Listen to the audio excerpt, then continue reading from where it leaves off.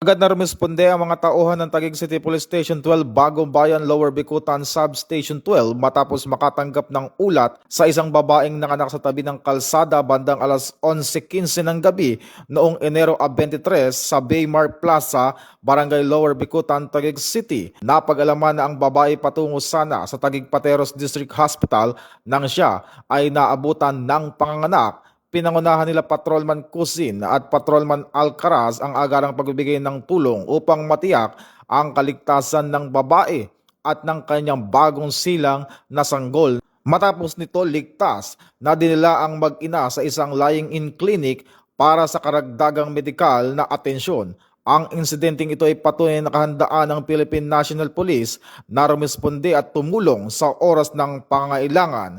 Ito ang bagong PNP para sa bagong Pilipinas, serbisyong mabilis, tapat at nararamdaman.